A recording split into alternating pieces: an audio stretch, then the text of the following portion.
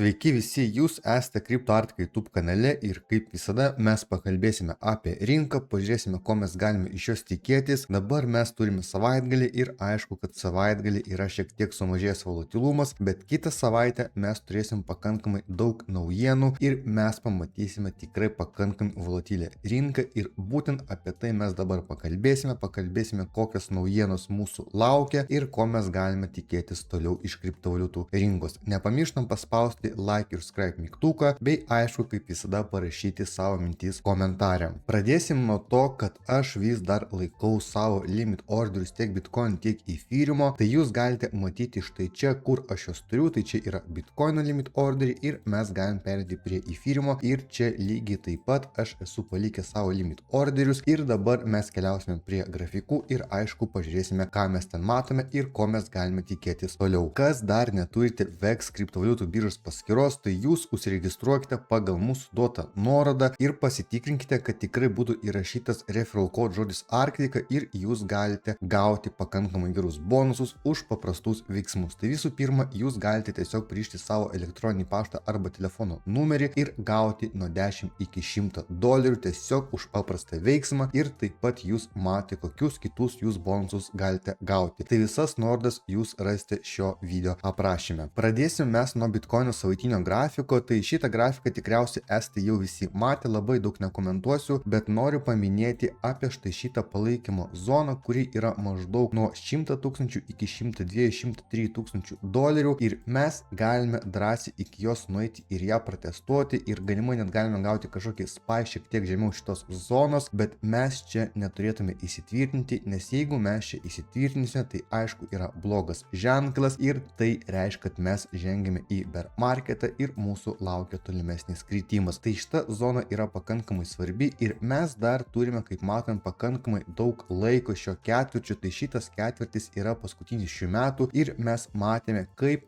buvo 2 metus prieš tai, tai yra mes būtent tada turėjome patį geriausią augimą rinką ir klausimas, ar mes dabar galime tikėtis to paties ir ar mes galime atnaujinti all-time high. Štai čia mes turime irgi savaitinį grafiką, šitas grafikas yra labai įdomus ir trumpai noriu pakomentuoti. Aš jį jau esu rodęs ir prieš tai, bet čia aš pažymėjau, kiek trunka bull marketas ir bear marketas. Tai kur yra žalia zona, tai čia yra bull marketas, kur yra raudona zona, tai čia tokia kaip rožinė, tai čia yra bear marketas ir mes matome čia štai tokį sutapimą, kad kiekvienas bull marketas yra 1064 dienos ir mes matome, kad būtent tai buvo paskutinius 3 ciklus. Ir mes matome, kad bear marketas buvo maždaug 364 dienas, tai yra mes matome, kad kiekvienam cikle mes maždaug panašiai turime dienų, kada mes turime bull marketą ir bear marketą ir dabar kyla labai geras klausimas, ar čia mes turėjome Bitcoino all-time high, ar čia yra tik sutapimas, ar mes vis dar šiek tiek nueisime aukščiau ir šitą ketvirtį pamatysime pakankamai gerą augimą ir dar pamatysime naują all-time high. Tai šitas grafikas yra aktualus, tai aš jums tiesiog norėjau parodyti, kiek truko bull marketas, kiek buvo bear marketas ir mes matome štai tokius panašumus. Toliau mes turime dienos Bitcoino grafiką, tai šitą grafiką jūs esate matę, bet trumpai pakomentuosiu, kad čia yra mažėjantis trendas ir mes turime mažėjančias bangas, tai šitas bangas aš esu jums ir pažymėjęs. Kol mes nepramušime prieš tai esančios bangos ir maždaug nebus štai toks scenarius, tol mes turėsime mažėjantį trendą ir vis dar tikimybė yra nueiti šiek tiek žemiau. Tai yra Bitcoinas gali nueiti drąsiai iki $100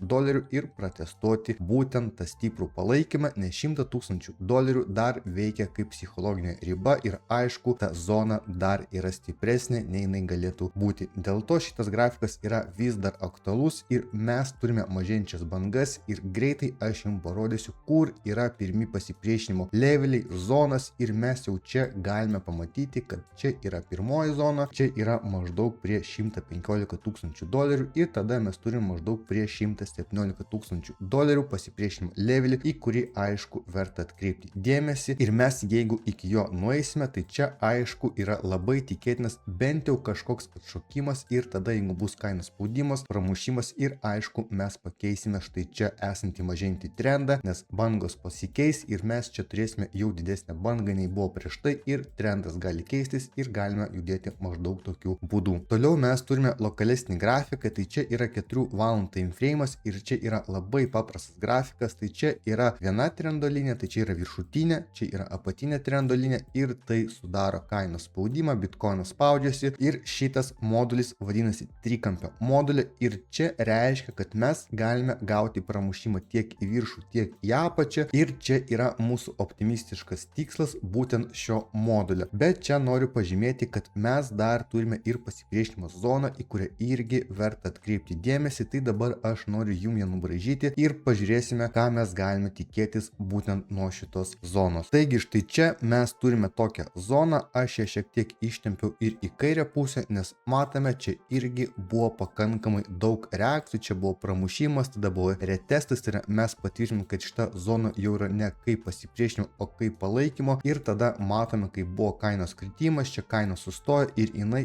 puikiai veikia kaip dabartinė pasipriešinimo zona ir mes matome, kad prieš tai visai nesiniai irgi nuėjome būtent iki šitos zonos ir gavome rejectą. Tai dabar bitkoinas bando pramušti štai šitą trikampio modulį į viršų, bet mes turime stebėti, kaip reaguos į šitą zoną ir čia galima štai toks scenarius, jeigu bus pramušimas, tada tikriausiai bus retestas, atšokimas ir mes eisime į viršų. Tai mes galime matyti daugmaž štai tokį scenarių ir štai čia buvo pramušimas, retestas ir tolimesnis augimas. Bet kodėl aš linkęs galvoti, kad bitkoinas gali keliauti link $100,000, nes mes matome štai šitą trikampio modulį, čia mes matėme kritimą, konsolidaciją ir galimas vėl kritimas. Tai čia gali būti savotiška laiptelio struktūra. Tai yra mes turėjome štai čia pirmą laiptelį, čia mes turime antrą laiptelį, nukrysime, vėl bus kažkokia konsolidacija. Jeigu ten bus pakankamai stipri pirkėjų reakcija, tai yra bus labai daug pirkimų ir šiaip ten yra psichologinė riba, būtent nuo ten mes galime ir atšokti ir tada jau keisti trendą. Tai kol kas mes turime būtinai žiūrėti štai šitą zoną, ar mes gausim pramušimą su retestu ir tolimesniu augimu, ar vis dėlto čia bus rejectas, gausi savotiškas fakeoutas ir mes eisime į apačią. Toliau mes turime dienos grafiką ir čia trumpai noriu paminėti, kad čia yra pasipriešinimo zona, mes nuėjome iki jos ir mes čia galime gauti rejectą. Arba gali būti štai toks scenarius, tai mes turime stebėti, kokia reakcija bus ir jeigu mes nueisime šiek tiek į lokalesnį time frame, tai mes matome, kad čia galimai formuojasi Head and Shoulders modulis ir mes šitą modulį turėjome štai čia ir matome, kad jis puikiai atidirbo ir pasiekė savo tikslą. Ir dabar mes turime vėl tokį pat modulį ir jeigu mes čia gausime rejectą, tai aišku labai tikėtina, kad mes bent jau nueisime ir protestuosime štai šitą palaikymo zoną. Čia yra lokali palaikymo zona, kuri yra maždaug prie $107,500 ir jinai yra iki $108,000. Tai šita zona bus labai aktuali ir